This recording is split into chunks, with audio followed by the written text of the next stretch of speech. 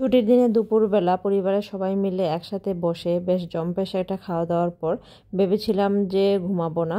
তাই বসে বসে ভাবলাম যে ডিসাইড করি কি করব। তো আমার হাজব্যান্ড বললো যে তুমি যেহেতু ঘুমাবো না তাই হলো যে টিভি দেখো গিয়ে। তো আমি আর আমার হাজব্যান্ড মিলে বসে ড্রয়িং রুমে টিভি দেখছিলাম। দেবের রিসেন্টলি এই কিশোরী গানটা আমার খুবই ফেভারিট। তো বলতে গেলে শুক্রবার সারাদিন আমি এই কিশোরী গানটাই শুনেছি। তো অনেক দিন পর দেবের এরকম একটা গান দেখে খুবই ভালো লাগলো। কিন্তু বেশিক্ষণ আমি আর সোফায় বসে থাকতে পারলাম না। সোফাতে বসে আমি অর্ধেক ঘুমিয়ে পড়েছিলাম। পর ভাবলাম যে না, এভাবে না ঘুমিয়ে কম্বলের নিচে গিয়ে একটা ভাত ঘুম দিয়ে আসি। আর ওই এক ঘুম আমার প্রায় 3 ঘন্টা পর সেই ঘুম ভাঙলো। তো লম্বা সময় ঘুম থেকে ওঠার পরে কেমন জানি লাগছিল। তো নিজেকে নিজে একটু দেখছিলাম যে চোখ মুখ এমনভাবে ফুলে আছে, মানে ভয়ঙ্কর অবস্থা। তারপর চিন্তা করলাম যে আজকে রাতে আর তেমন ভারী কিছু খাবো না, তাই অল্প একটু স্যুপ রান্না করব আর স্যুপের সাথে আমি হলো যে একটু নান রুটি করবো। যেহেতু মানুষ একদমই কম তাই আমি অল্প পরিমাণে এখানে নিয়েছি। আমি এখানে 1.5 কাপ ময়দা, 1 টেবিল চামচ ইস্ট আর 1 টেবিল চামচ চিনি নিয়ে দেন ভালো মতো অল্প একটু গরম পানি দিয়ে এই ডোটা তৈরি করে নিচ্ছি। আর ভালো মতো হাতে মাখিয়ে দেন আমি ডোটাকে কিছুক্ষণের জন্য রেস্টে রেখে দিব।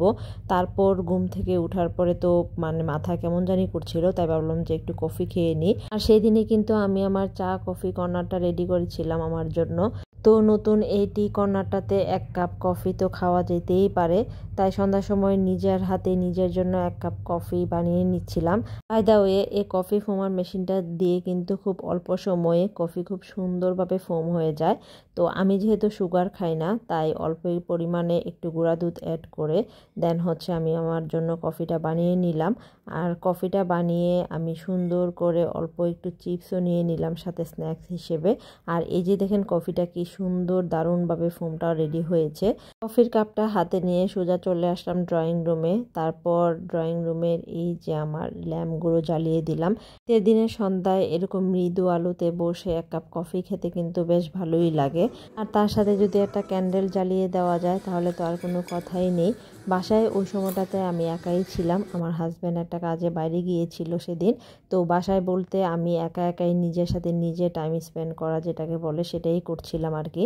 তো কফি হাতে আমি এখানে টিভি দেখছিলাম, গান শুনছিলাম, মানে নিজের মনে যা চাচ্ছিল সেটাই করছিলাম। মানে লম্বা একটা ঘুম দেওয়ার পর আমার মাথা পুরো আলোয় গেছিল সেদিন। কফিটা খেতে কিন্তু খুবই মজা হয়েছিল। আমার ফেসের এক্সপ্রেশন দেখে নিশ্চয়ই তোমরা বুঝতে পারছো।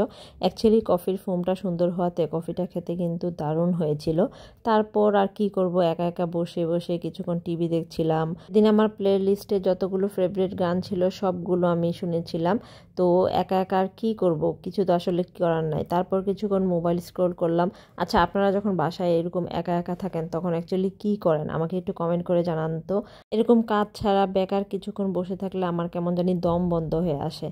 তারপর কিছুক্ষণ শুয়ে বসে থেকে তারপর চলে আসলাম রান্না করে। দুপুরের বেলা এত ভারী তেলের খাবার খাওয়ার পর রাতের বেলা আমাদের আসলে কারোরই খাবার তেমন কোনো মুড ছিল না। তারপরে হালকা পাতলা কিছুর জন্য আমি জাস্ট স্যুপ করে নিব, আর স্যুপের সাথে সবার জন্য একটা করে নান রুটি তৈরি করে নিচ্ছি। একটা ম্যাগি থাই স্যুপের প্যাকেট গুলে নিয়ে দেন ওটার সাথে আমি জাস্ট অল্প একটু কাঁচামরিচ আর অল্প একটু মাশরুম অ্যাড করে জাস্ট ওইটাকেই আমি একটু কর্নফ্লাওয়ার অ্যাড করে ঠিক করে নিয়েছি। আর এখানে আমি যে নান রুটির জন্য ডোটা তৈরি করে নিয়েছিলাম, ডোটা মাশাআল্লাহ খুব সুন্দরভাবে ফুলে উঠেছে। আমি এখানে এই ডোটা দিয়ে 3টা রুটি তৈরি করে নিব। তো সেই পরিমাণে আমি সুন্দর করে রুটিগুলো বেলে নিচ্ছিলাম এক করে। তারপর রুটিগুলো বেলা হয়ে গেলে দেন আমি হচ্ছে একটা প্যান বসিয়ে আস্তে আস্তে করে রুটিগুলো সেঁকে নিব। নান রুটি কিন্তু সেঁকতে পারলে খুব সুন্দরভাবে ফুলে উঠে। ডোটা যদি পারফেক্ট হয় তাহলে কিন্তু আপনার নান রুটিটা একদম দোকানের চেয়েও একদম পারফেক্ট হবে। আর এখানে দেখেন আমার নান রুটিটা কি সুন্দরভাবে ফুলে উঠেছে। আমি একে সব রুটিগুলো সেঁকে নিলাম। তারপর স্যুপটা আমি 3 জনের জন্য সুন্দরভাবে সার্ভ করে টেবিলে নিয়ে গেলাম। আর এই যে আমাদের আজকের রাতের ডিনার একদম রেডি। দেন সবাই একসাথে বসে আবারও আমরা আমাদের রাতের খাবারটা কমপ্লিট করে নিলাম। স্যুপটা কিছু অ্যাড না করাতেও কিন্তু বেশ ভালোই হয়েছিল। আপনারা মাঝে মাঝে এরকম সন্ধ্যা কিভাবে কাটান অবশ্যই কিন্তু কমেন্ট করে জানাবেন।